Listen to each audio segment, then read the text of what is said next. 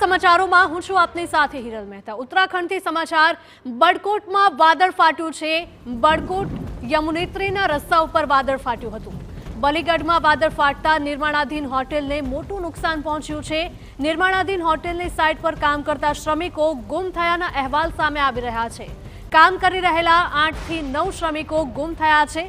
SDRF અને પોલીસની ટીમોએ રેસ્ક્યુ ઓપરેશન હાથ ધર્યું છે। આ સાથે જ શ્રમિકો ગુમ થયા છે તેમની શોધખોળ પણ કરવામાં આવી રહી છે।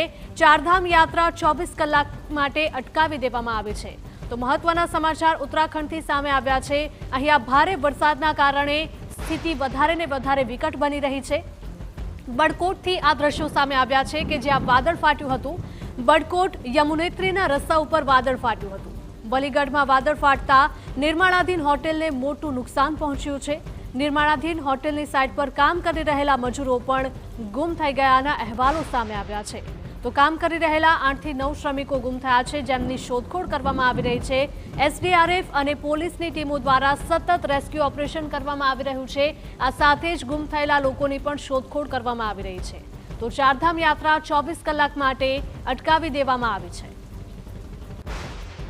તો ચારધામ યાત્રા માટે ગયેલા અનેક પ્રવાસીઓ પણ અહીં અટવાઈ ગયા છે કારણ કે અવિરત વરસાદ વરસી રહ્યો છે ઉત્તરાખંડમાં અને વાદળ ફાટતા અનેક રસ્તાઓ પણ બંધ થયા છે।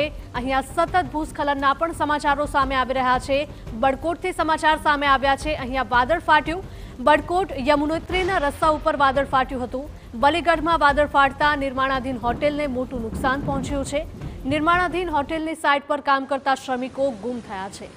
કામ કરી રહેલા 8 થી 9 શ્રમિકો ગુમ થયા છે। એસડીઆરએફ અને પોલીસની ટીમોએ રેસ્ક્યુ ઓપરેશન હાથ ધર્યું છે અને સર્ચ ઓપરેશન પણ સતત કરવામાં આવી રહ્યું છે। ચારધામ યાત્રા પણ 24 કલાક માટે અટકાવી દેવામાં આવી છે।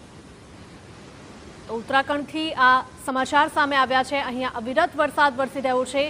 અનેક વિસ્તારોમાં સ્થિતિ એટલી વિકટ બની છે કે અમુક લોકો આ વરસાદી વહેણમાં પણ તણાઈ રહ્યા છે તો અમુક લોકો ગુમ થયા છે જેમની શોધખોળ પણ કરવામાં આવી રહી છે। એસડીઆરએફની ટીમો અને પોલીસની ટીમો સતત સર્ચ ઓપરેશન કરી રહી છે। આ સાથે જ જેટલા પણ લોકો અહીંયા ફસાયેલા છે તે તમામનું રેસ્ક્યુ ઓપરેશન પણ કરવામાં આવી રહ્યું છે અને તમામ લોકોને સુરક્ષિત જગ્યાએ ખસેડવામાં આવી રહ્યા છે। ઉત્તરાખંડના બડકોટથી આ દ્રશ્યો કે જ્યાં વાદળ ફાટ્યું છે અને સ્થિતિ વધારે ને વધારે વિકટ બની રહી છે। બડકોટ યમુનોત્રીના રસ્તા ઉપર વાદળ ફાટવાની ઘટના બની છે। બલીગઢમાં વાદળ ફાટતા નિર્માણાધીન હોટેલને મોટું નુકસાન પહોંચ્યું છે। નિર્માણાધીન હોટેલની સાઇટ પર કામ કરી રહેલા મજૂરો ગુમ થયા છે તેમની શોધખોળ કરવામાં આવી રહી છે। અહીંયા કામ કરી રહેલા 8 થી 9 જેટલા શ્રમિકો ગુમ થયા છે તેમનો કોઈ જ પતો નથી।